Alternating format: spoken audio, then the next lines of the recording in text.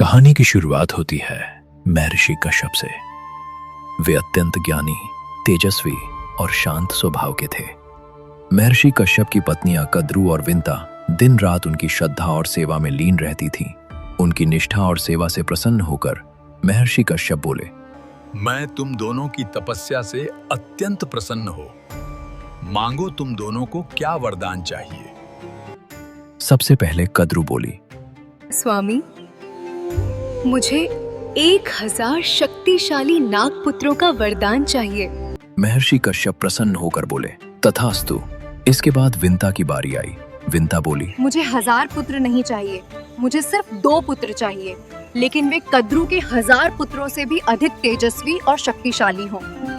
महर्षि कश्यप प्रसन्न होकर बोले, तथास्तु। फिर दोनों खुशी खुशी अपने अपने आश्रम के शिविर में लौट गईं। जब कद्रू अपने शिविर में पहुंची तो उसने वहां बहुत सारे अंडे देखे। दूसरी तरफ विंता ने भी अपने शिविर में 2 अंडे देखे। ये देखकर दोनों की खुशी का ठिकाना नहीं रहा। दोनों अपने अपने अंडों को बड़े लाड़ प्यार से संभालने लगी। पौराणिक मान्यताओं के अनुसार 500 वर्ष बीत गए।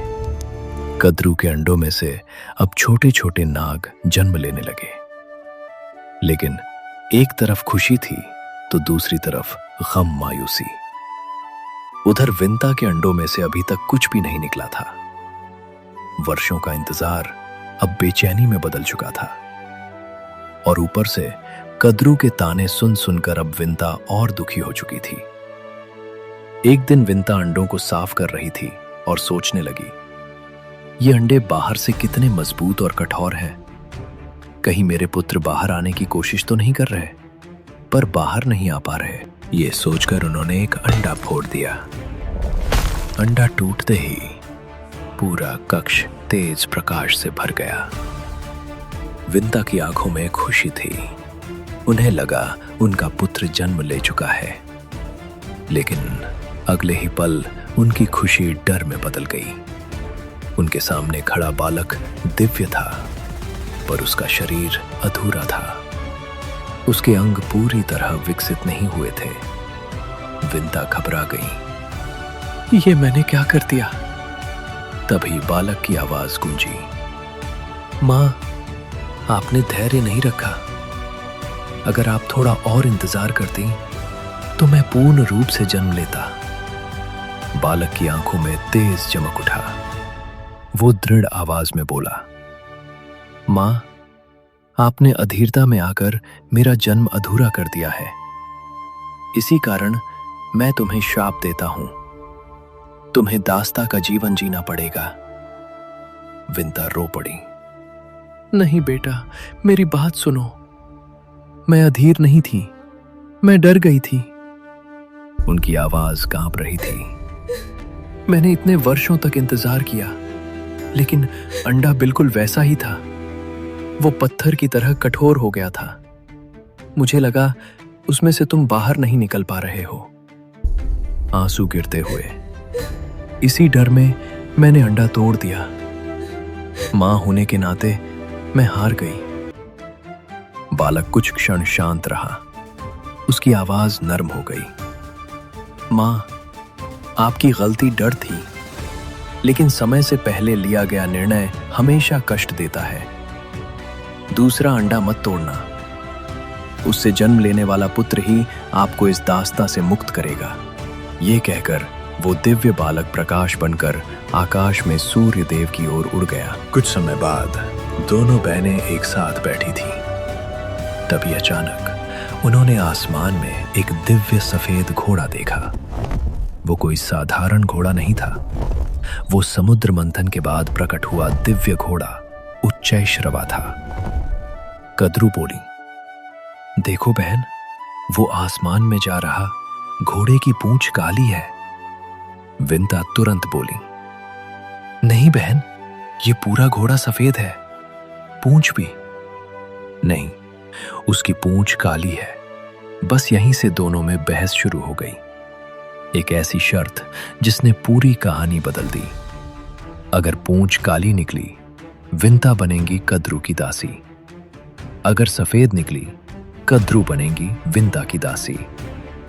कद्रू को पता था कि उसकी पूंछ सफेद है, फिर भी उसने काली पूंछ की बोला। लेकिन कद्रू किसी भी कीमत पर जीतना चाहती थी। कद्रू बोली, तो ठीक है, कल सुबह आकर देखते हैं। कद्रू ने रात को अपने नाग पुत्रों को बुलाया और कहा, कल जब हम घोड़े को देखने जाएं, तुम सब जाकर उसकी पूंछ से लिपट जाना ताकि वो काली दिखाई दे। कुछ नागों ने मना किया तो कद्रू ने उन्हें जलकर भस्म होने का श्राप दे दिया। अगले दिन जब दोनों बहनें घोड़े को देखने पहुंची, उसकी पूंछ काली दिखाई दी। देखकर विंता चौंक गई। उसको उसकी आंखों पर विश्वास नहीं हुआ और उसी क्षण विंता हार गई और कद्रू की दासी बन गई। यही वो शाप था जिससे मुक्त कराने के लिए भविष्य में जन्म लेने वाला था एक महान बालक। वर्षों बीत गए। विंता दास्ता में जीवन जी रही थी। नागलोक में कद्रू का महल सर्पों से भरा हुआ। चारों ओर अपमान, आदेश, तिरस्कार।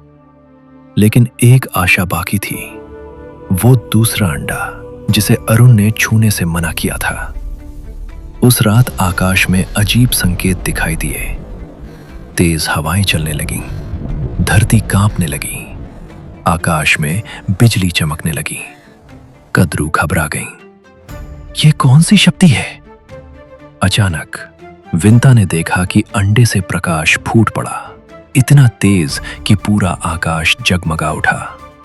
और फिर एक विशाल पंख बाहर निकला। फिर दूसरा। अंडा टूट गया। उसके भीतर से प्रकट हुए देवताओं से भी तेज, अग्नि से भी प्रखर गरुड़ का जन्म हो चुका था। विंता रो पड़ी, लेकिन इस बार दुख से नहीं, इस बार खुशी के आंसू थे। गरुड़ के जन्म के बाद जैसे महल का माहौल ही बदल गया। जहां पहले अपमान और तिरस्कार था, अब वहां एक मां की दुनिया बस गई थी।